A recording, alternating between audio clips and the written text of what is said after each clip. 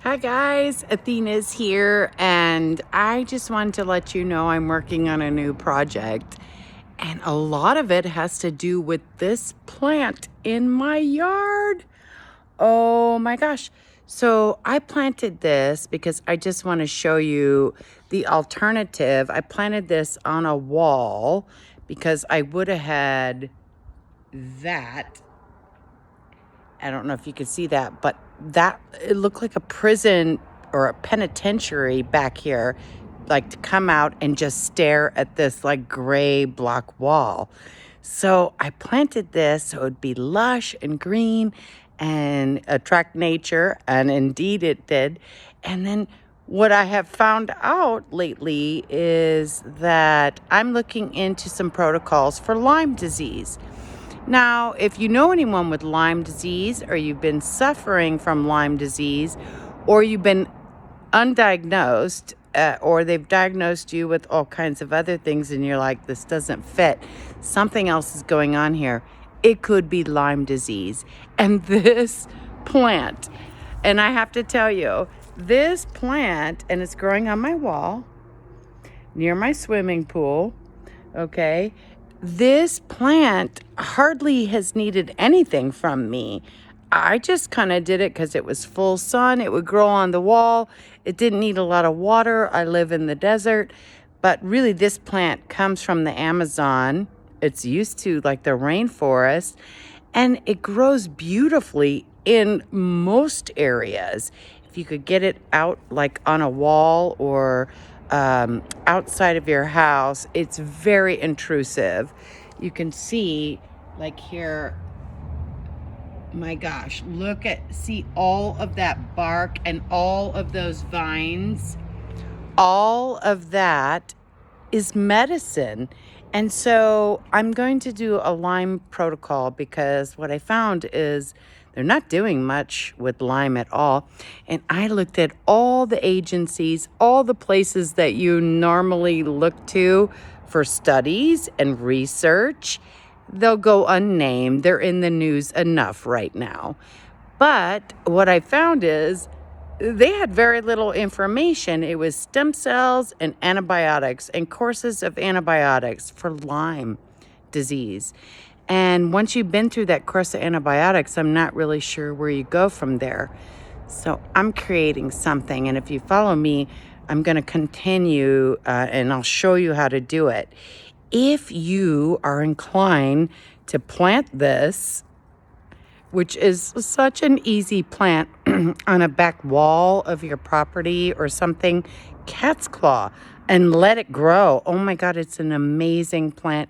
It requires so little from you. And I'm just going to read to you because I couldn't remember everything that it told me. It's good for inflammation, arthritis. It's anti-tumor, cancer. They use it with chemotherapy. It's good for horse health. Interesting.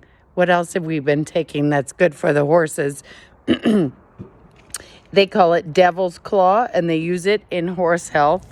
So what's good for the horses apparently is good for us. I'll leave it there.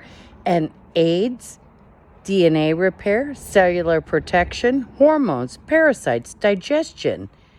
It goes on and on. And what we're trying to attack here is the bacterium, and it's the Barilla bacterium. Barilla.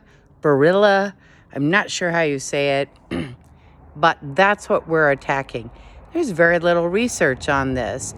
And what research I did find was in my backyard the whole time. In my backyard. And it could be in your backyard too. So we're going to make a very good tincture. We're going to add a lot of other things to this. Not just this plant, but I wanted to show you all of the roots and the barks and the leaves. And I think I'm going to use every bit of this plant because there is nothing to show that I shouldn't. And so if you have this plant or you're thinking about putting it in to help you, with your yard or an ugly wall or something, This is medicine, you guys. This is medicine. And I encourage you to use it. I'm going to use it. So follow me on YouTube. I'm going to show you a protocol that I'm going to do, and it's a Lyme disease protocol. Because if you'd like to look that up, I welcome you to do that. Not a lot of focus on this, and I think it's interesting.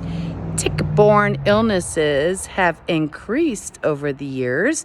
Used to just be in the Northeast in Connecticut or northern parts of Europe, and now they said the whole northern hemisphere, all the way from California down to Mexico, in Europe, all the way down to Italy. There's tick-borne illness now. So I think it's something worth paying attention to. And Lyme disease will mimic itself as MS, celiac disease, arthritis, heart disease. It mimics itself in so many ways. Hashimoto's, a thyroid disorder.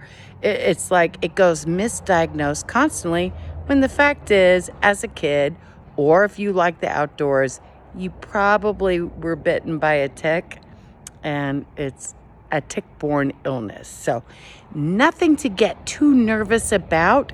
And I'm going to do a protocol, and I want you to share it with me. I want you to come along with me, because we're going to make some medicine, and I'm not going to be counting on other things. It's just antibiotics and maybe some stem cells.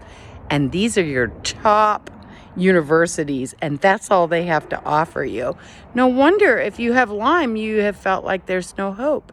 And anyone with Lyme, share this with them. Share this, because we're going to do a beautiful protocol, mostly off of this plant growing on my wall. How easy is that? And if they don't want you to have it, I don't care. I'm going to give it to you, and we're going to figure this out. So I love you. Stay with me. We're going to do something. We're going to make magic out of this, and I'm going to show you how. Okay. Thank you. Bye-bye.